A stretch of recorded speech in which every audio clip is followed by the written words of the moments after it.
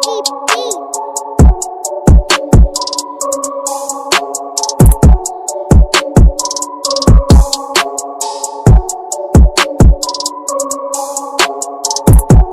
afternoon, all my students and dear friends. घुटन लगती नहीं हो कमरे में अगर एक दो और खिड़कियां होती। घुटन लगती नहीं हो कमरे में अगर दो खिड़कियां होती। मैं किराएदार हूं, केवल सोच सकता हूं। प्रिय छात्रों, बंधन और बाध्यताओं में रहकर आत्म संयम और आत्म अनुशासन के इस महापर्व में नियंत्रण के सीमा रेखाओं के अंदर नियंत्रित होकर बंध कर आज कोरोना महामारी के वैश्विक उपचार के बीच में भी मैं आपके लिए वाणिज्य, प्रबंध, व्यावसायिक अध्ययन, बिजनेस स्टडीज के छात्रों के लिए 12वीं आइटम के छात्रों के लिए एक ऐसे विषय को स्टार्ट करने जा रहा हूं जो विषय 100 मार्क्स का है और वो इंपोर्टेंट है। लेकिन इस विषय के अंतर्गत जो प्रारंभिक चैप्टर है मैनेजमेंट का, ये शब्द अपने आप में महत्वपूर्ण है और इसकी जो महत्ता है, इसका जो क्वालिटी है, वो सभी सेक्टर में है।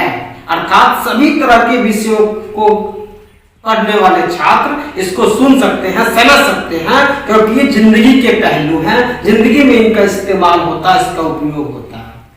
प्रिय छात्रों, जैसा कि हम सभी जानते हैं कि अभी हमारे घरों में शाम, सुबह, दोपहर रामायण और महाभारत की चर्चाएं होती है। काफी दिनों के बाद सौभाग्य प्राप्त हुआ है कि मैं भी दर्शन कर रहा हूं। इसमें आप राम, लक्ष्मण, सीता और हनुमान का जब अवलोकन करेंगे तो आपको पता चलेगा कि साधन महत्वपूर्ण नहीं होता है दोस्तों, साध्य महत्वपूर्ण होता है। क्योंकि जब तक सीता जंगल में थी तब तक उसे सिर्फ सोने की हिरन चाहिए थी, लेकिन लंका जाने के बाद उसे सोने की लंका नहीं चाहिए, उसे सिर्फ राम चाहिए। छात्रों, साथियों, मित्रों, प्रिय अभिभावकों, ये जो शब्द है मैनेजमेंट, ये जो शब्द है प्रबंधन, प्रबंधक एक व्यक्ति होगा जो कोई किसी कंपनी को, किसी संस्था को, किसी संगठन का संचालक होगा, जो किसी कंपनी को चलाएगा। उसके द्वारा जो काम किया जाएगा वो प्रबंधन होगा, वो मैनेजमेंट होगा।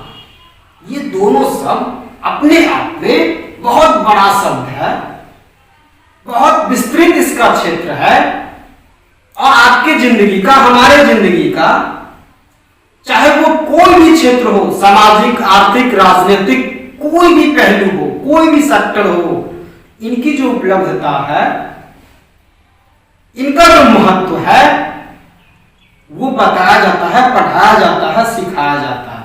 यहां तक कि चाहे वो परिवार हो, चाहे वो घर हो, चाहे वो गांव हो। आप पूरी रामायण को देख लीजिए। सीता का हरण के बाद, सुग्रीव से मित्रता के बाद भगवान श्री राम ने हनुमान को कहीं ये नहीं कहा कि तुम लंका में जाकर के अपना फिल्म शूटिंग कर लो। अगर कहा भी तो सिर्फ इतना कहा कि जाओ ये पता लगा के आओ कि सीता सुरक्षित है या नहीं, राम से लेने अवश्य आएगा। उसके बाद जो हनुमान का प्रकरण हुआ कि छोटा रूप धारण करना, लंका में जाना, लंकनी को मारना, फल खाना, सीता माता को मुद्रिका देना, उनसे लेना, पूरे लंका को जलाना। देख लीजिए लंका जलाने में भी कि कपड़ा किसका? रावण का। तेल किसका? रावण का। माचिस किसका? रावण का। और जली किसकी? रावण की।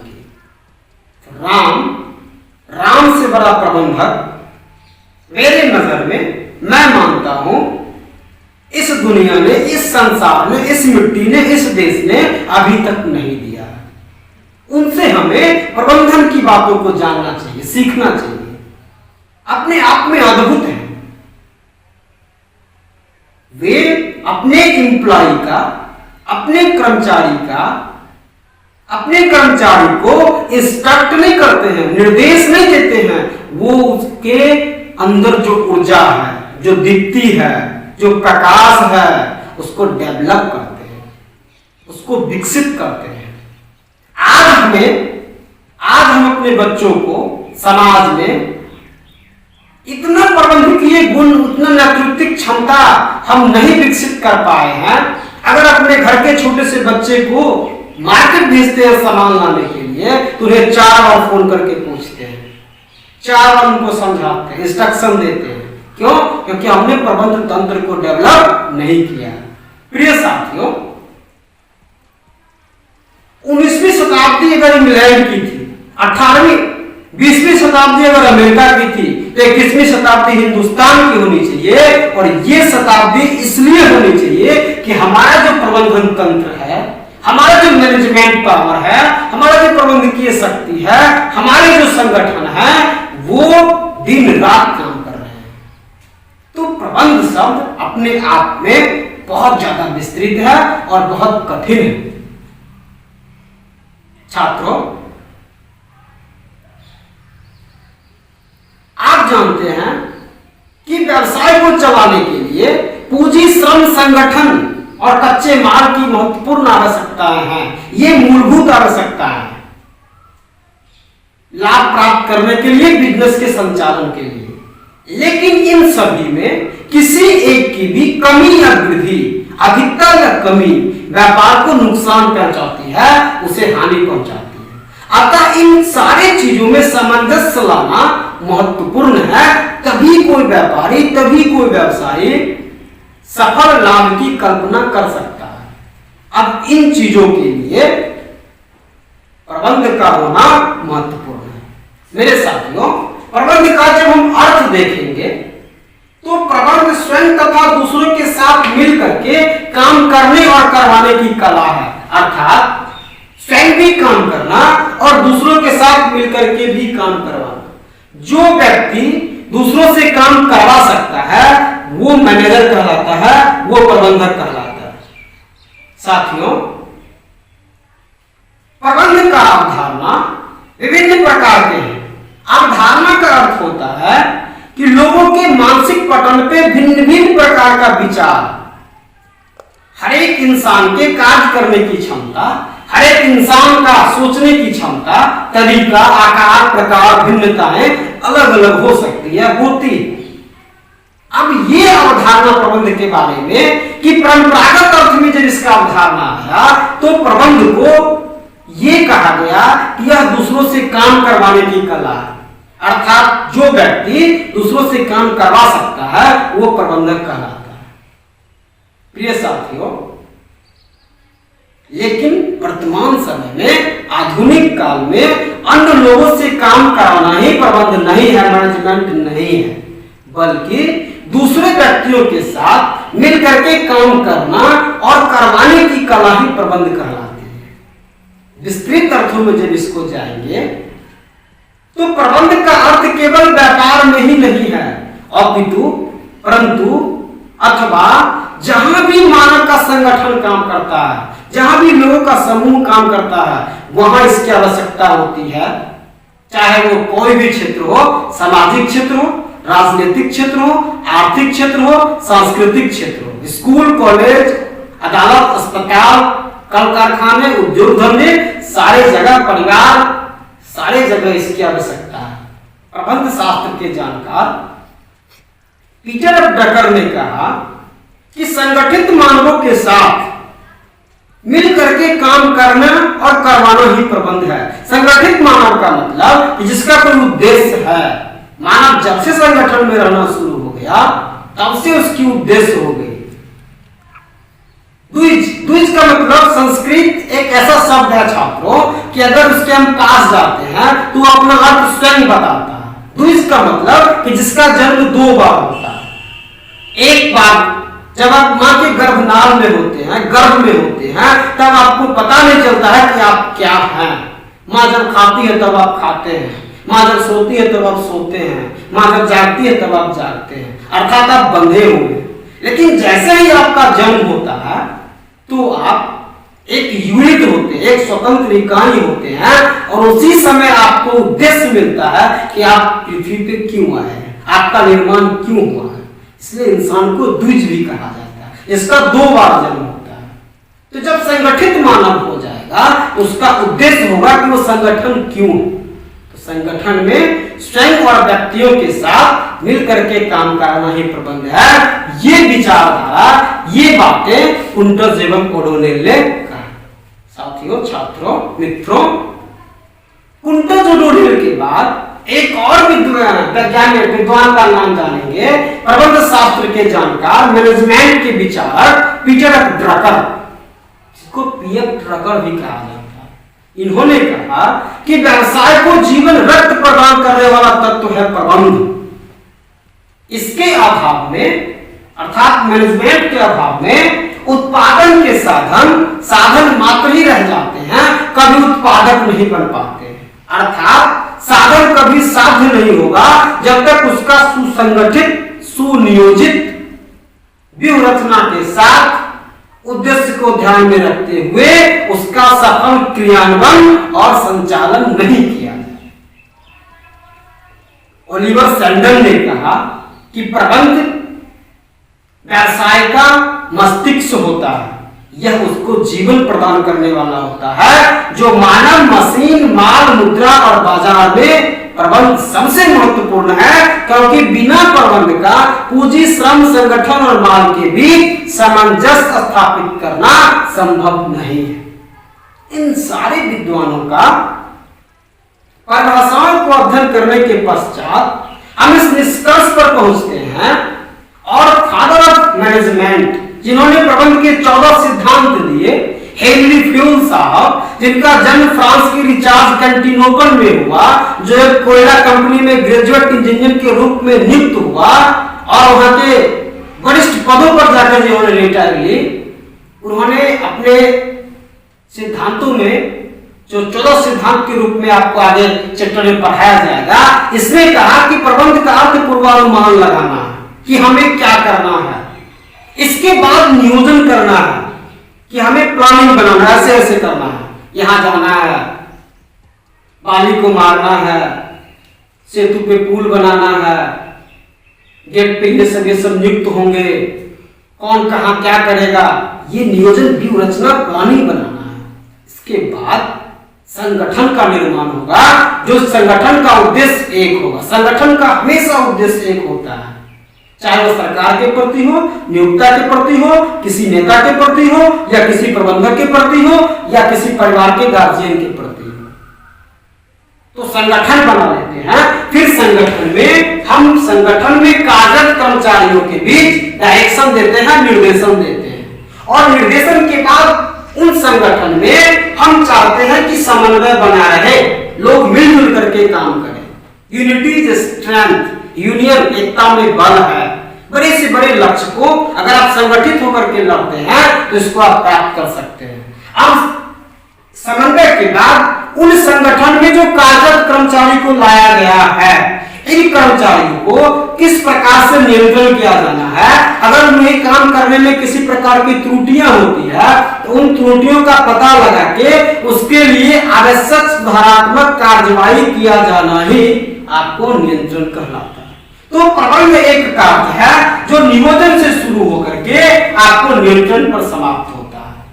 साथियों, निष्कर्ष के रूप में एप्ले साहब ने कहा कि प्रबंध व्यक्तियों का विकास है। इन समस्त विद्वानों के द्वारा कहे गए बातों का अध्ययन करने के बाद निष्कर्ष रूप में यह कहा जा सकता है कि प्रबंध एक कार्य है, यह सृजन करने वाला है, यह उत्पन्न करने वाला है, यह प्रेरणा देने वाला है, जो किसी इंसान के प्रयास, जो नियोजन, संगठन, समन्वय, निर्देशन और नियंत्रण के द्वारा पर्यावरण में विद्यमान उपलब्ध संसाधनों का उपयोग अपने पूर्व निर्धारित लक्ष्यों को प्राप्त करने में करना ही प्रबंध कहलाता है, मैनेजमेंट कहलाता है। मेरे प्यारे साथियों, प्रबंध शब्द का जो अर्थ है वो उसका अर्थ विभिन्न चीजों में लगाया जाता है। जैसे प्रबंध एक समूह के रूप में, कि जहां संगठन होगा तो संगठन का कोई न कोई समूह होगा, उद्देश्य होगा। अब ये यूनियन नहीं होगा तो मैनेजमेंट नहीं हो सकता है। स्वतंत्र इकाई कभी पार्टनरशिप नहीं बन सकती है, कभी कंपनी नहीं बन सकता है। इसलिए प्रबंध का अर्थ समूह के रूप में होता है, क्योंकि यहाँ व्यक्ति मिल करके काम करता है, यहाँ एक उद्देश्य होता है। यह एक प्रक्रिया है, प्रबंध एक प्रक्रिया है, क्योंकि इसके अंतर्गत हम सबसे पहले पूर्वानुमान लगा के प्लानिंग करते हैं। प्लानिंग के बाद हमें ऑर्गेनाइजेशन की आवश्यकता होती है जो उस प्लानिंग को पूरा करने में सहायता करता है। जब हमारे पास ऑर्गेनाइजेशन बन जाती है तो उस ऑर्गेनाइजेशन को कंडक्ट करने के लिए हमें डायरेक्शन की जरूरत होती है। डायरेक्शन के बाद हम उसमें मिलजुल करके काम करने की भावना लाते हैं और अंत में कंट्रोलिंग पावर के द्वारा, नियंत्रण के द्वारा हम अपने लक्ष्यों की प्राप्ति करते हैं और ये इस प्रकार से चलती रहती है। इसलिए प्रबंध एक प्रक्रिया है। प्रबंध एक आर्थिक साधन है, क्योंकि पूंजी और श्रम एक ऐसे सक्रिय साधन है जिनके अभाव में हम व्यापार की कल्पना नहीं कर सकते हैं। अतः इन दोनों के बीच एक सामंजस्य बैठाने का काम, मध्यस्थता लाने का काम प्रबंधक का होता है, प्रबंधक का होता है। साथियों, एक विषय के रूप में प्राय देखा जाता है कि प्रबंध शब्द जो है इसको जानने के लिए इसके नियम और सिद्धांत के क्षेत्र व्यापक हैं। विज्ञान के तरह इसका कोई निश्चित नियम नहीं है और बच्चे बड़े बड़े संस्थानों में पढ़ लिख करके बड़े बड़े कंपनी के बड़े बड़े पदों पे कार्यरत हैं। अतः हम कह सकते हैं कि प्रबंध एक विषय के रूप में है। साथियों, जब इसके उद्देश्य की चर्चा होगी कि क्या उद्देश्य है प्रबंध का, तो सबसे पहला है कि प्रबंध उद्देश्य प्रधान प्रक्रिया है। अर्थात जहां उद्देश्य होगा सीता को वहां से छुड़ाना है, यह उद्देश्य है। इस उद्देश्य की प्राप्ति के लिए हम समूह में मिलकर के काम करेंगे। अर्थात यह एक सामूहिक क्रिया है कि संगठन, यूनियन होगा। इसके लिए ये लगातार काम करेगा तब तक जब तक कि हम अपने लक्ष्य की प्राप्ति नहीं कर लेते, लक्ष्य को प्राप्त नहीं कर लेते। अब ये सार्वभौमिक क्रिया है।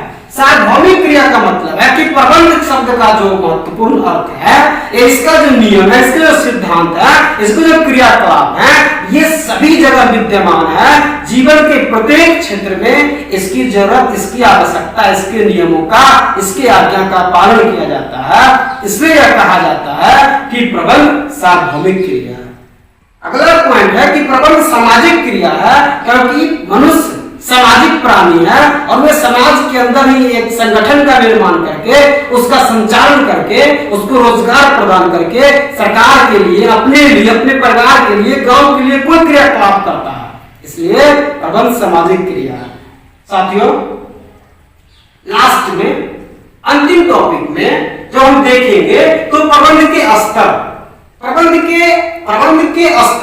के स्तर का मतलब होता है कि संस्था में जो संगठन है, उस संगठन पर काम करने वाले जो व्यक्ति हैं, इन व्यक्तियों के मध्य एक रेखा अंकित करने से है, एक लाइन खींचने से है, जो यह लाइन स्पष्ट करेगा कि कौन किसको अधिकार देगा और कौन किससे अधिकार लेगा।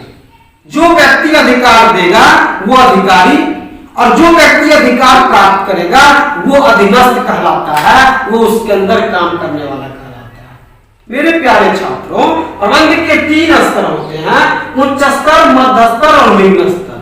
टॉप लेवल के प्रबंध में, टॉप लेवल के मैनेजमेंट में प्रबंधक, संचालक मंडल, बोर्ड ऑफ डायरेक्टर, चेयरमैन शामिल होते हैं। इसका उद्देश्य नीति निर्देशन, लाभ निर्धारित करना कि क्या करना है, कैसे करना है, इन चीजों का निर्णय लेना इनका काम होता है और संस्था की संपूर्ण जिम्मेदारी इनके कंधों पर होती है।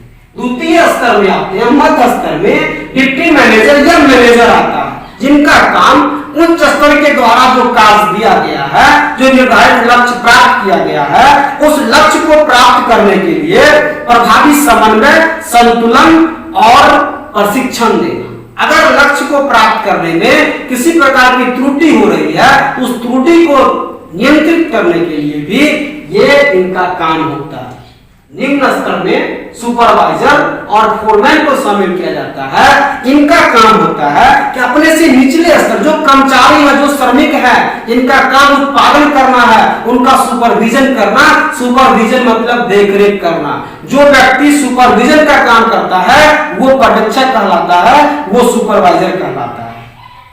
लास्ट में, अंत में जो सबसे महत्वपूर्ण चीज होता है, श्रमिक, मजदूर, उत्पादन करने वाला, इनको प्रबंध के स्तर से बाहर रखा गया है।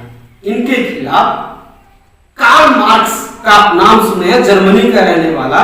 इनकी मृत्यु ग्रेट ब्रिटेन में हुई, लंदन में हुई। जिसने दास कैपिटल लिखा, जो समाजशास्त्री, अर्थशास्त्री, पत्रकार, राजनीतिक विद्वान, समाजवाद के प्रणेता, जिन्होंने कहा था कि मजदूरों को काम करने के बाद पसीना सूखने से पहले उनको उनका मजदूरी मिल जाना चाहिए। दुनिया के मजदूर एक हों, बच्चों को स्कूल पहले भेजना चाहिए काम से। इन सारे चीजों के बारे में, इन सारे के खिलाफ आवाज उठाने वाला, जिसके लिए उन्होंने ये काम किया, मजदूर संगठन, श्रमिक, उनको प्रबंधकीय स्तर से बाहर रखा गया है। व्यक्तिगत रूप से मैं इन चीजों का समर्थन नहीं मानता हूं, नहीं करता हूं। हो सकता है मेरी राय गलत हो। साथियों,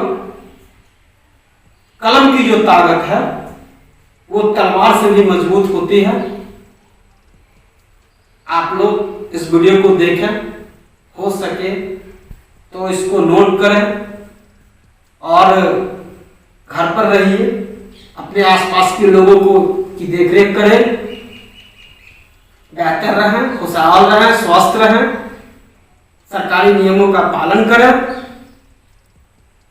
और कोरोना वायरस आया कहीं से भी हो, हार कर हिंदुस्तान से जाना चाहिए। इन्हीं शब्दों के साथ मैं अपनी वाणी को विराम देता हूं। Thank you so much. Thank you.